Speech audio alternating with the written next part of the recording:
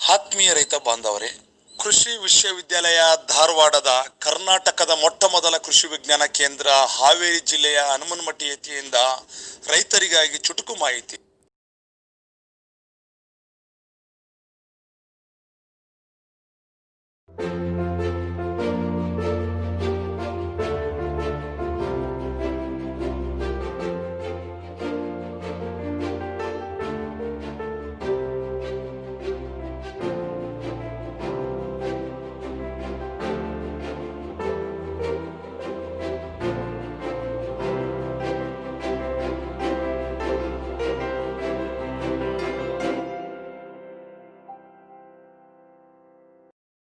ಹಳ್ಳಿಗಳಲ್ಲಿ ಚರ್ಚೆ ನಡೀತಾ ಇದೆ. ಈ ಕಾನೂನಿಂದ ಏನೋ ಜಮೀನು ಹೊರಟೋಗುತ್ತಾ, ಏನಾಗತ್ತೆ ಇದು, ಅದ್ರ ಬಗ್ಗೆ ಹೇಳಬೇಕು. ನಮಸ್ಕಾರ. ನಮಸ್ಕಾರ. ಕೂತ್ಕೊಳ್ಳಿ. ನೋಡಿ, ನೀವೆಲ್ಲ ಚರ್ಚೆ ಮಾಡ್ತಾ ಇರ್ತೀರಿ, ಸರ್ಕಾರ ಈ ಕಾನೂನು ತಂದಿದೆ, ಎಂಥ ಬಿಲ್ಲು, ಜಮೀನು ಹೊರಟೋಗುತ್ತಾ, ಬೆಳೆನ ಏನು ಮಾಡೋದು, ನಮ್ಮ ಜೊತೆ ಮಾತಾಡ್ತೀರಿ, ಪರಸ್ಪರ ಮಾತಾಡ್ತಾ ಇರ್ತೀರಿ. ಈಗ ನಮ್ಮ ಜೊತೆ ಇದ್ದಾರೆ ವಿಜಯ್ ಅವರು. ಇವರು ವಿಜಯ್ ಅವರು, ನಿಮ್ಗೇನು ಸಮಸ್ಯೆ ಇದೋ ಇವ್ರ ಹತ್ರ ಮಾತಾಡಿ. ನೀವೆಲ್ಲ ಕೇಳಿರ್ಬೋದು, ಭಾರತ ಸರ್ಕಾರ ಒಂದು ಕಾನೂನು ತಂದಿದೆ. ಇದರಲ್ಲಿ ಕಾಂಟ್ರಾಕ್ಟ್ ಫಾರ್ಮಿಂಗ್ ಬಗ್ಗೆ ಹೇಳಲಾಗಿದೆ. ನೀವು ಈ ಹೊಸ ಕಾನೂನು ಏನು ಬಂದಿದೆ ಅದ್ರ ಬಗ್ಗೆ ಚರ್ಚೆ ಕೇಳಿರ್ಬೋದು. ಅದ್ರ ಬಗ್ಗೆ ಒಂದಿಷ್ಟು ಮಾಹಿತಿ ನಿಮಗೆ ಸಿಕ್ಕಿರ್ಬೋದು, ಆದರೆ ಪೂರ್ತಿ ಕ್ಲಾರಿಟಿ ಇಲ್ಲ, ಕ್ಲಿಯರ್ ಆಗ್ತಾ ಇಲ್ಲ. ಖಂಡಿತ ಇವತ್ತು ನಾವು ಅದರ ಬಗ್ಗೆ ಮಾತಾಡೋಣ. ನಿಮ್ಮ ಎಲ್ಲ ಪ್ರಶ್ನೆಗಳಿಗೆ ಉತ್ತರ ನಮ್ಮ ಬಳಿ ಇದೆ, ನಾವು ಅದನ್ನು ಕೊಡ್ತೀವಿ. ಕಾನೂನು ಬಹಳ ಸಿಂಪಲ್ ಆಗಿದೆ, ರೈತರ ಒಳಿತಿಗಾಗಿದೆ. ಬಹಳ ಒಳ್ಳೆಯ ಕಾನೂನನ್ನ ಭಾರತ ಸರ್ಕಾರ ತಂದಿದೆ. ಮತ್ತೆ ಉದ್ದೇಶ ಏನು ಅಂದ್ರೆ, ಇದರ ಪೂರ್ತಿ ಆಧಾರ ಏನಿದೆ ಈ ಕಾನೂನಿನದ್ದು, ಅದು ರೈತರ ಆದಾಯವನ್ನು ಹೇಗೆ ಹೆಚ್ಚಿಸೋದು, ರೈತರನ್ನ ಮಾರುಕಟ್ಟೆಯ ಅಗತ್ಯಕ್ಕೆ ಸರಿಯಾಗಿ ಹೇಗೆ ಹೊಂದಿಸಿಕೊಳ್ಳೋದು, ಮತ್ತೆ ರೈತರ ಸಮೃದ್ಧಿ ಹೇಗಾಗೋದು. ಈ ರೈತರ ಕಾಂಟ್ರಾಕ್ಟ್ ಏನಿದೆ ಅದರಲ್ಲಿ ಯಾರ್ಯಾರು ಸೈನ್ ಮಾಡ್ತಾರೆ? ನೋಡಿ, ಈ ಕಾನೂನೇನಿದೆ ಭಾರತ ಸರ್ಕಾರದ್ದು, ಅದರ ಪ್ರಕಾರ ಯಾವುದೇ ವ್ಯಕ್ತಿ, ಯಾವುದೇ ಕಂಪನಿ, ಜನಸಾಮಾನ್ಯ, ವ್ಯಾಪಾರಿ, ಎಕ್ಸ್ಪೋರ್ಟರ್, ಪ್ರೊಸೆಸರ್ ಇರ್ಬೋದು, ಯಾರು ಕೂಡ ನಿಮ್ಮ ಜೊತೆ ಕಾಂಟ್ರಾಕ್ಟ್ ಸೈನ್ ಮಾಡಬಹುದು.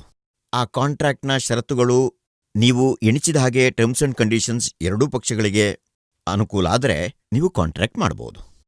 ಈ ಕಾಂಟ್ರಾಕ್ಟ್ ಏನಿದೆ ಇದು ಬಿತ್ತನೆಗೂ ಮೊದಲ, ಬಿತ್ತನೆಯ ನಂತರನಾ?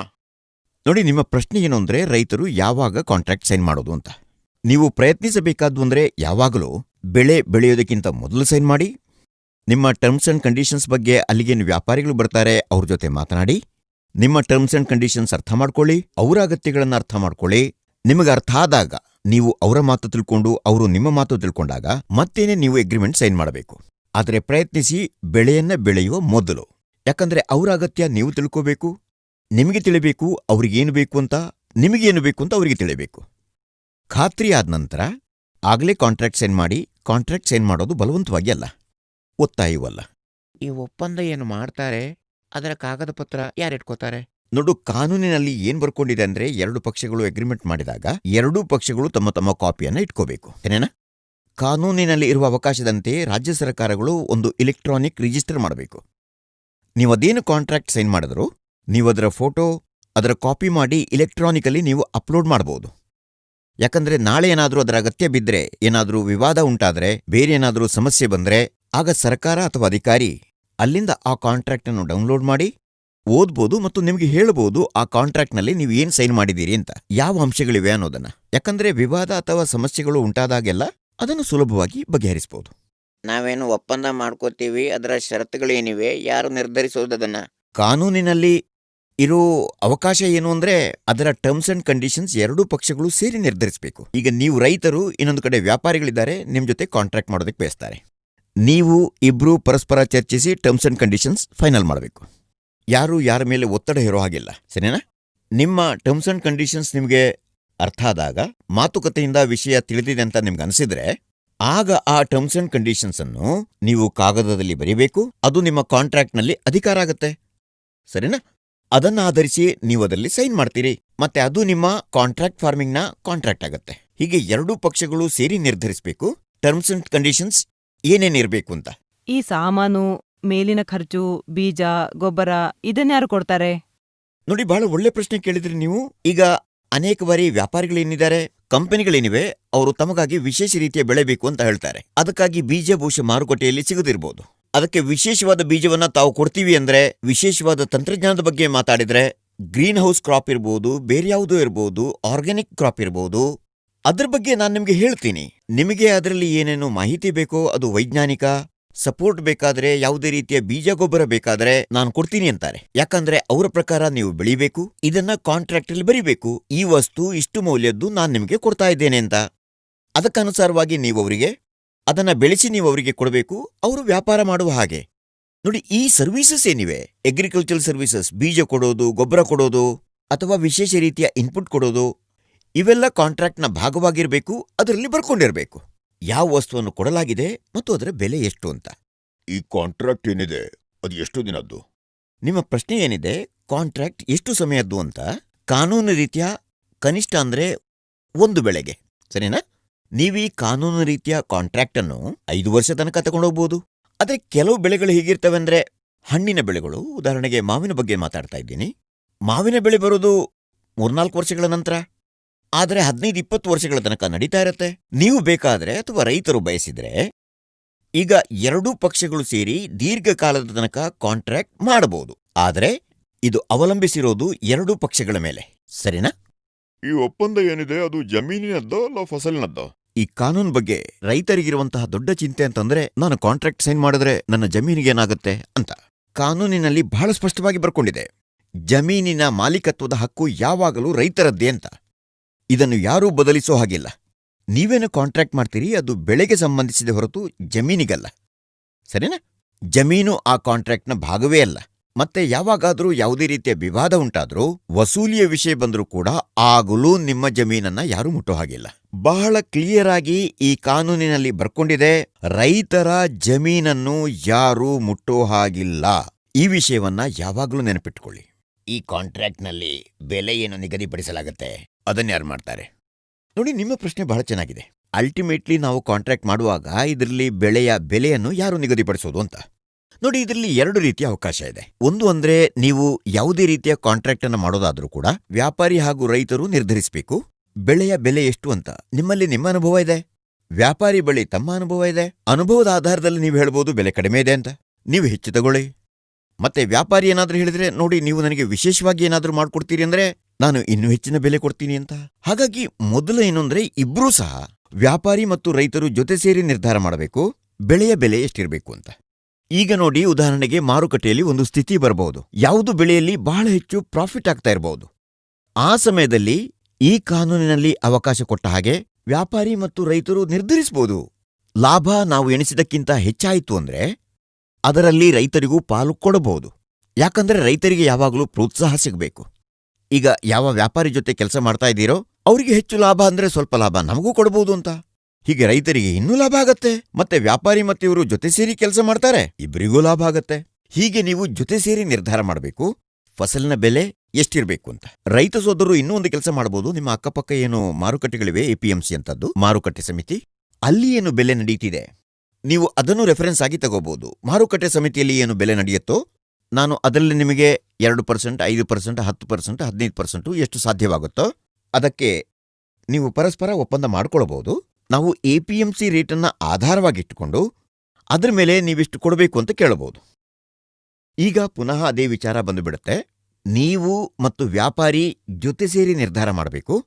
APMC ನಿಮಗೆ ರೆಫರೆನ್ಸ್ ಪ್ರೈಸ್ ಆಗಿರಬಹುದು, APMCಯನ್ನ ನೀವು ಮಾರ್ಗದರ್ಶಕ ಅಂತ ಒಪ್ಕೊಳ್ಬಹುದು ಬೆಲೆಯನ್ನ ನಿರ್ಧರಿಸುವಂತ ವಿಚಾರದಲ್ಲಿ. ಈ ಬೆಳೆ ಏನೋ ಸಿದ್ಧವಾಗತ್ತೆ, ಅದನ್ನ ತಗೊಂಡೋಗೋದಕ್ಕೆ ಯಾರು ಬರ್ತಾರೆ? ನಾವೇ ತಗೊಂಡೋಗ್ಬೇಕಾ ಅಲ್ಲ ಯಾರಾದ್ರೂ ಬರ್ತಾರಾ? ಬಹಳ ಒಳ್ಳೆ ಪ್ರಶ್ನೆ ಕೇಳಿದರೆ. ಬೆಳೆ ಸಿದ್ಧವಾಗಿದೆ, ಕಾಂಟ್ರಾಕ್ಟ್ ಆಗಿದೆ, ಈಗ ಈ ಬೆಳೆಯನ್ನ ನಾನೇನು ಮಾಡೋದು, ಯಾರು ತಗೊಂಡೋಗೋದು? 2 ಸೌಲಭ್ಯಗಳನ್ನ ಈ ಕಾನೂನಿನಲ್ಲಿ ನೀಡಲಾಗಿದೆ. ಒಂದು, ರೈತರ ಹೊಲದಿಂದ ವ್ಯಾಪಾರಿ ಹೇಳ್ಬೋದು ನಾನು ನೇರವಾಗಿ ತಗೋತೀನಿ ಅಂತ, ಅಥವಾ ವ್ಯಾಪಾರಿ ಹೇಳ್ಬೋದು ತನ್ನ ಗೋಡೌನಿಗೆ ನೀವದನ್ನ ತಲುಪಿಸಿ ಅಂತ, ಅದೇನು ಬಾಡಿಗೆ ಆಗತ್ತೋ ನಾನು ಕೊಡ್ತೀನಿ ಅನ್ಬೋದು. ನೋಡಿ, ಈಗ ಹೀಗೆಲ್ಲ ನೀವು ಬೆಳೆಯನ್ನ ಕಟಾವು ಮಾಡಿದ್ರೆ ವ್ಯಾಪಾರಿ ಬರದಿರೋಕ್ಕಾಗಲ್ಲ. ಕಾನೂನಿನಲ್ಲಿ ಅದಕ್ಕೊಂದು ಟೈಮ್ ಫ್ರೇಮ್ ಕೊಡಲಾಗಿದೆ. ಇಷ್ಟು ಸಮಯದ ಒಳಗಾಗಿ ನೀವು ಬೆಳೆಯನ್ನ ತಗೊಂಡು ಹೋಗಲೇಬೇಕು. ಯಾಕಂದ್ರೆ ಕಟಾವಿನ ನಂತರ ಬೆಳೆ ಏನಾದರೂ ಹಾಳಾಗೋದ್ರೆ ಆಗ ರೈತರಿಗೆ ನಷ್ಟ ಆಗುತ್ತೆ. ಹೀಗೆ ರೈತರ ಆಸಕ್ತಿಯನ್ನ ಕಾಪಾಡೋದಕ್ಕಾಗಿ ಕಾನೂನಿನಲ್ಲಿ ಸ್ಪಷ್ಟವಾಗಿ ಬರೆಯಲಾಗಿದೆ, ಕಾಂಟ್ರಾಕ್ಟ್ನ ಫಸಲು ಸಿದ್ಧವಾದ ತಕ್ಷಣ ಅದು ವ್ಯಾಪಾರಿಯ ಜವಾಬ್ದಾರಿ, ಬೆಳೆಯನ್ನ ಸಾಗಿಸುವಂತ ವ್ಯವಸ್ಥೆಯನ್ನ ಅವರು ಮಾಡಬೇಕು. ಯಾವುದೇ ಕಾರಣದಿಂದಾಗಿ ಅವರು ಮಾಡಲಿಲ್ಲ ಅಂತಾದ್ರೆ ರೈತರಿಗೂ ಅಧಿಕಾರ ಇದೆ. ಬೆಳೆಯನ್ನ ಬೇರೆಲ್ಲಾದರೂ ಮಾರಾಟ ಮಾಡಬಹುದು, ಅದರಲ್ಲಿ ಏನು ಲಾಭ ಆಗತ್ತೆ, ಆದಾಯ ಆಗತ್ತೆ, ಅದು ರೈತನಿಗೆ ಸೇರುತ್ತೆ. ಅದರಲ್ಲಿ ಕಾಂಟ್ರಾಕ್ಟ್ನ ವ್ಯಾಪಾರಿ ಏನಿದ್ದಾನೆ ಆತ ಹಸ್ತಕ್ಷೇಪ ಮಾಡುವ ಹಾಗಿಲ್ಲ, ಯಾಕಂದ್ರೆ ಬೆಳೆಯನ್ನ ಸಮಯಕ್ಕೆ ಸರಿಯಾಗಿ ತಗೊಂಡೋಗಿಲ್ಲ. ನನ್ನ ಬೆಳೆ ಏನಿದೆ ಅದರ ಕ್ವಾಲಿಟಿ ಯಾರು ಚೆಕ್ ಮಾಡೋದು, ಎಲ್ಲಿ ಮಾಡೋದು? ನೋಡಿ, ನಿಮ್ ಜೊತೆ ಮಾಡಿದ ಕಾಂಟ್ರಾಕ್ಟ್ ಏನಿದೆ ಕ್ವಾಲಿಟಿಯ ಬಗ್ಗೆ ಅದು ವ್ಯಾಪಾರಿ ಮಾಡಿದ್ದು. ಹಾಗಾಗಿ ಕ್ವಾಲಿಟಿ ಚೆಕ್ ಮಾಡುವ ಅಧಿಕಾರ ಇರೋದು ವ್ಯಾಪಾರಿಗೆ. ಅಗ್ರಿಮೆಂಟಲ್ಲಿ ಏನು ಬರ್ಕೊಂಡಿದೆ, ಯಾವ ಕ್ವಾಲಿಟಿಯ ಬೆಳೆ ಬೇಕು ಅಂತ ಅದರ ಆಧಾರದಲ್ಲಿ ಚೆಕ್ ಮಾಡೋದು. ಸರಿನಾ? ಈಗ ನೋಡಿ, ನಿಮ್ಗೆ ವ್ಯಾಪಾರಿ ಹೇಳಿದ್ರೆ ನಾನು ಕ್ವಾಲಿಟಿ ಚೆಕ್ ಮಾಡೋದಕ್ಕೆ ಬರೋದಿಲ್ಲ ಅಂತ ಬೆಳೆಯನ್ನ ಕಳಿಸ್ಕೊಡಿ ಅಂದ್ರೆ ಆಗ ವ್ಯಾಪಾರಿ ತನ್ನ ರಿಸ್ಕ್ನಲ್ಲಿ ನಿಮ್ಗೆ ಹೇಳ್ತಿರೋದು. ನೀವು ಬೆಳೆಯನ್ನ ಕಳಿಸಿಕೊಟ್ಟ ನಂತರ ವ್ಯಾಪಾರಿ ಏನಾದ್ರೂ ಹೇಳಿದ್ರೆ ಇದರ ಗುಣಮಟ್ಟ ಸರಿಯಾಗಿಲ್ಲ ಅಂದ್ರೆ ಆಗ ಸಮಸ್ಯೆ ನಿಮಗಲ್ಲ, ಅದು ವ್ಯಾಪಾರಿಯ ಜವಾಬ್ದಾರಿ. ಯಾಕಂದ್ರೆ ಕಾನೂನು ರೀತಿಯ ವ್ಯಾಪಾರಿಗೆ ಅಧಿಕಾರ ಇದೆ. ವಸ್ತುಗಳನ್ನ, ಬೆಳೆಯನ್ನ ತಗೊಂಡೋಗೋ ಮೊದಲು ಅದರ ಕ್ವಾಲಿಟಿಯನ್ನ ಅವರು ಚೆಕ್ ಮಾಡಬೇಕು. ಒಂದು ವೇಳೆ ಅವರು ಚೆಕ್ ಮಾಡದೆ ಅದನ್ನ ಕಳಿಸ್ಕೊಡಿ ಅಂದ್ರೆ ಅದು ಅವರ ರಿಸ್ಕ್, ನಿಮ್ಮದಲ್ಲ. ಹೀಗೆ ಕ್ವಾಲಿಟಿಯ ಜವಾಬ್ದಾರಿ ವ್ಯಾಪಾರಿಯದ್ದು, ನೀವು ಕೊಡಬೇಕಾದ್ದು ವ್ಯಾಪಾರಿ ಕಾಂಟ್ರಾಕ್ಟಲ್ಲಿ ಸೈನ್ ಮಾಡಿದ್ದನ್ನ ಮಾತ್ರ. ಈ ಲೆಕ್ಕ ಮಾಡಿಸೋದು, ಒಪ್ಪಂದ ಮಾಡಿಸೋದು, ಇದರ ಹಣ ನಮ್ಗೆ ಯಾವಾಗ ಸಿಗೋದು? ಬಹಳ ಒಳ್ಳೆ ಪ್ರಶ್ನೆ ನಿಮ್ಮದು. ಅಲ್ಟಿಮೇಟ್ಲಿ ನಾವು ಹೇಳೋದೇನಂದ್ರೆ ರೈತರಿಗೆ ಹಣ ಯಾವಾಗ ಸಿಗೋದು ಅಂತ. ಕಾನೂನು ಏನ್ ಹೇಳುತ್ತೆ ಅಂದ್ರೆ, ನೀವೇನು ಪ್ರೊಡಕ್ಷನ್ ಮಾಡಿದ್ದೀರಿ, ಏನು ಬೆಳೆ ಸಿದ್ಧಗೊಳಿಸಿದ್ದೀರಿ, ವ್ಯಾಪಾರಿ ಅದಕ್ಕೆ ತಕ್ಷಣ ಹಣ ಕೊಡಬೇಕು ಮತ್ತು ಬೆಳೆ ತಗೊಂಡೋಗ್ಬೇಕು. ಬೆಳೆ ತಗೊಂಡೋಗೋ ಮೊದಲು ಹಣ ಕೊಡಬೇಕು. ಆ ಸಮಯದಲ್ಲಿ ನಿಮ್ಮಲ್ಲಿ ಹಣ ಇಲ್ಲ ಅಂದ್ರೆ ರಸೀದಿ ಕೊಡಿ. ಇದರಲ್ಲಿ ಕಾನೂನು ಸ್ಪಷ್ಟವಾಗಿ ರೈತರ ಹಿತಾಸಕ್ತಿಯನ್ನ ಕಾಪಾಡತ್ತೆ. ನಮ್ಮ ಒಪ್ಪಂದ ಏನಾಗತ್ತೆ, ಅದರಲ್ಲಿ ರಾಜ್ಯ ಸರ್ಕಾರ ಹಸ್ತಕ್ಷೇಪ ಮಾಡೋದಿಲ್ಲಲ್ಲ, ಅಥವಾ ಬೇರೆ ಯಾರಾದ್ರೂ? ನೀವು ಕಾಂಟ್ರಾಕ್ಟ್ ಸೈನ್ ಮಾಡಿದಾಗ, ನಿಮ್ಮ ಮತ್ತು ವ್ಯಾಪಾರಿಯ ನಡುವೆ ಕಾಂಟ್ರಾಕ್ಟ್ ಸೈನ್ ಆದಾಗ ವ್ಯಾಪಾರಿಗೂ ಕೂಡ ಈ ಟೆನ್ಷನ್ ಇರ್ಬೋದು. ನಾನು ಇಷ್ಟು ಪ್ರೊಡಕ್ಷನ್ ಮಾಡಿಸ್ತೀನಿ, ಎಕ್ಸ್ಪೋರ್ಟ್ಗಾಗಿ, ಪ್ರೊಸೆಸಿಂಗಿಗಾಗಿ 5,000 ಟನ್ನು, 10,000 ಟನ್ನು. ಏನಾಗ್ಬೋದು, ರಾಜ್ಯ ಸರ್ಕಾರ ಏನಾದ್ರೂ ನಿರ್ಬಂಧ ಹೇರ್ಬೋದಾ, ಅಥವಾ ಬೇರೆ ಯಾರಾದ್ರೂ ಕೇಳಬಹುದು, ನೀವು ಯಾಕಾಗಿ ಈ ಕಾಂಟ್ರಾಕ್ಟ್ ಸೈನ್ ಮಾಡಿದ್ದು ಅಂತ. ವ್ಯಾಪಾರಿ ಜೊತೆ ನೀವು ಸೈನ್ ಮಾಡೋ ಹಾಗಿಲ್ಲ ಅಂತ ಹೇಳ್ಬೋದು. ಈ ರೀತಿಯ ತಪ್ಪು ತಿಳುವಳಿಕೆ ಕೂಡ ಜನರಲ್ಲಿ ಇದೆ.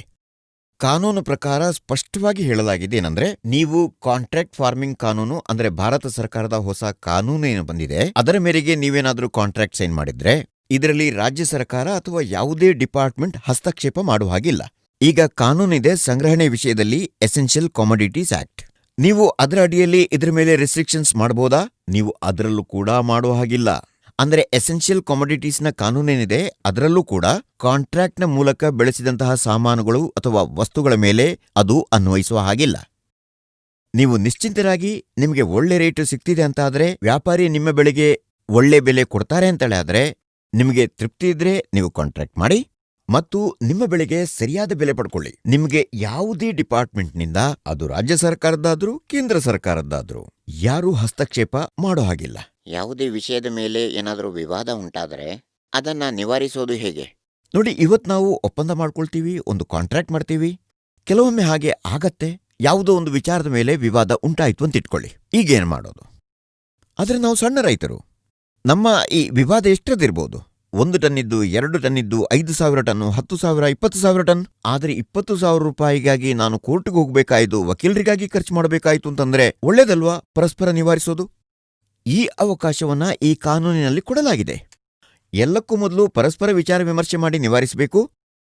ಪರಸ್ಪರ ವಿಚಾರ ವಿಮರ್ಶೆ ಮಾಡಿ ಸಮಸ್ಯೆ ಬಗೆಹರಿಲಿಲ್ಲ ಅಂದ್ರೆ SDM ಬಳಿ ಹೋಗ್ಬೋದು. SDM ಸಾಹೇಬರು ನಿವಾರಿಸಲಿಲ್ಲ ಅಂದ್ರೆ ಅವರ ಮೇಲಿನ ಅಧಿಕಾರಿಗಳ ಬಳಿ ನಾವು ಹೋಗ್ಬೋದು. ಆದರೆ 30 ದಿನಗಳ ಒಳಗೆ ಈ ಕಾನೂನಿನ ಅನುಸಾರ ನಿಮ್ಮ ಸಮಸ್ಯೆಗೆ ಸಮಾಧಾನ ಆಗಬೇಕು. ಆಗ ರೈತರು ಖುಷಿಯಾಗಿರ್ತಾರೆ, ವ್ಯಾಪಾರಿಯೂ ಖುಷಿಯಾಗಿರ್ತಾರೆ, ಮತ್ತೆ ಮುಂದಿನ ಬೆಳೆಯಲ್ಲಿ ಜೊತೆ ಸೇರಿ ಮಾಡಬಹುದು. ಆಗ ತಾನೇ ಲಾಭ ಸಿಗೋದು. ಹಾಗಾಗಿ ಕಾನೂನಿನಲ್ಲಿ ಬಹಳ ಸ್ಪಷ್ಟವಾಗಿ ಬರೆಯಲಾಗಿದೆ, ಬೇಗನೆ ನ್ಯಾಯ ಮತ್ತೆ ಕಡಿಮೆ ಖರ್ಚಿನಲ್ಲಿ ರೈತರಿಗೆ ನ್ಯಾಯ ಸಿಗೋದು ಹೇಗೆ ಅಂತ. ನೀವು ಅದೇನೆಲ್ಲ ಪ್ರಶ್ನೆ ಕೇಳಿದಿರೋ, ನಾನು ಅದಕ್ಕೆ ಉತ್ತರ ಕೊಟ್ಟೆ. ನಿಮ್ಗೆ ಇನ್ನೂ ಕೆಲವು ಪ್ರಶ್ನೆಗಳಿರ್ಬೋದು. ನಿಮ್ಮಲ್ಲಿ ನನ್ನದೊಂದು ವಿನಂತಿ ಇದೆ. ನೋಡಿ, ಸಂಸತ್ತು ಈ ಕಾನೂನನ್ನು ತಂದಿದೆ. ಇದು ಎಲ್ಲರ ಬಳಿ ಇದೆ. ನೀವು ಇಂಟರ್ನೆಟ್ಟಿಂದ ತಗೋಬಹುದು, ಯಾವುದೇ ಅಧಿಕಾರಿಯಿಂದ ಪಡ್ಕೋಬಹುದು. ನೀವು ಒಂದು ಬಾರಿ ಈ ಕಾನೂನನ್ನು ಓದೋ ಪ್ರಯತ್ನ ಮಾಡಿ. ಯಾಕಂದ್ರೆ ಸಮಾಜದಲ್ಲಿ ಎಲ್ಲ ರೀತಿಯ ಜನರಿದ್ದಾರೆ. ಯಾರೋ ನಿಮಗೆ ಸುಳ್ಳು ಹೇಳಬಹುದು, ಕಾನೂನಿನಲ್ಲಿ ಹೀಗಿದೆ ಹಾಗಿದೆ ಅಂತೆಲ್ಲ ಹೇಳಬಹುದು, ನಿಮ್ಮನ್ನ ಹೆದರಿಸಬಹುದು, ನಿಮಗೆ ಮಿಸ್ಗೈಡ್ ಮಾಡಬಹುದು, ನಿಮ್ಮನ್ನ ದಿಕ್ಕು ತಪ್ಪಿಸೋ ಪ್ರಯತ್ನ ಮಾಡಬಹುದು. ದಯವಿಟ್ಟು ಮೋಸದ ಬಲೆಗೆ ಬೀಳ್ಬೇಡಿ.